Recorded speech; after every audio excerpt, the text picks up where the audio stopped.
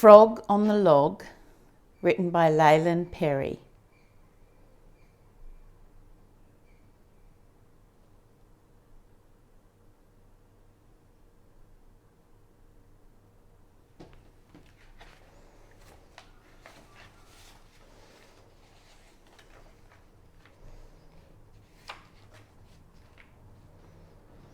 Down in the woods where the river runs through, by the creaky old hut and the leaky canoe, stood a marvellous mountain of mossy old logs, which happened to house a small family of frogs.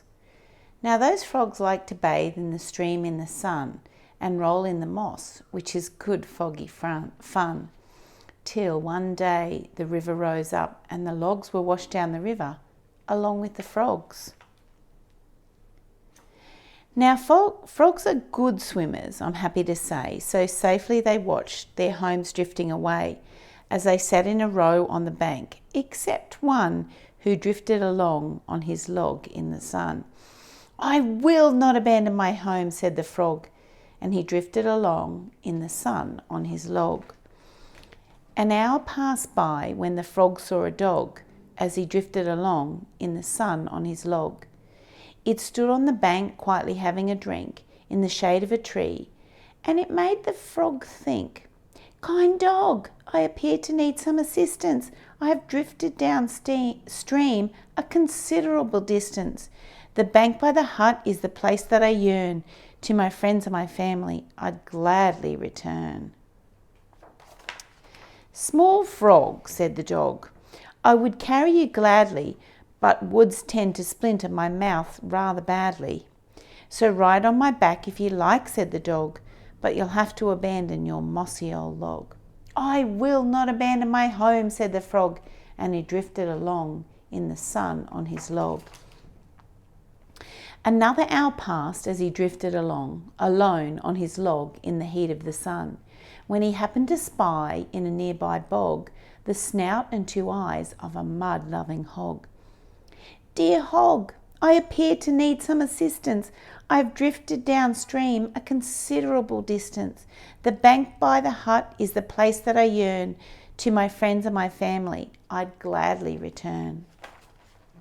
"Small frog, I've been bathing in marvellous muck. If you cling to my snout, but your log's out of luck." "I'm afraid it would simply slip off," sniffed the hog, "so you'll have to abandon your mossy old log." "I will not abandon my home," said the frog, and he drifted along in the sun on his log.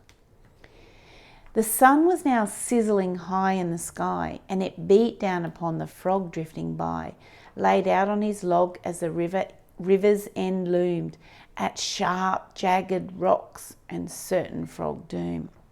"I wish I'd accepted the help of the dog, or hopped on the snout of the mud-loving hog," he thought when he saw at the base of those rocks the splintered remains of some mossy old logs. But what was that bobbing along in the foam?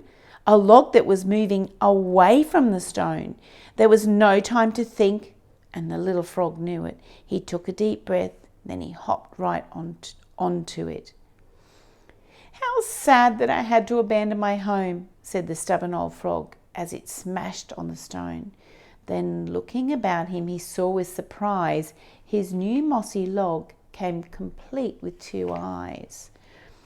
"Well, what have we here?" said the stunned crocodile, and he grinned at the frog with a wide, toothy smile. "A log-hopping froggy, and I have a hunch he hasn't dropped by for a spot of light lunch." The frog gave a gulp. "This is worse than I feared," thought the frog on the croc as he shed a small tear. "I'm done for, I've had it. Finito, kaput. I'll never again see the bank by the hut." Now," said the croc, "stop crying this instant. I too have been swept a considerable distance. From way past the hut and the leaky canoe, I'm heading back now. Are you coming too?"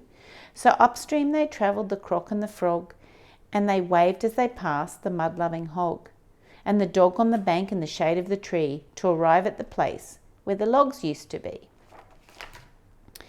"Thank you so kindly for taking me home," said the frog on the crock, now no longer alone. And he hopped from the back of the crock to the bank. The crock waved goodbye, then his crocky heart sank. "Nice frog, I appear to need some assistance. You see, I lead a rather lonely existence. My home way upriver was washed away too. So if it's okay, can I stay here with you?" And that's how we'll leave them, the greatest of friends. There's no better place for this story to end. A family of frogs and a crocodile too, in a crocky old hut and a croaky canoe.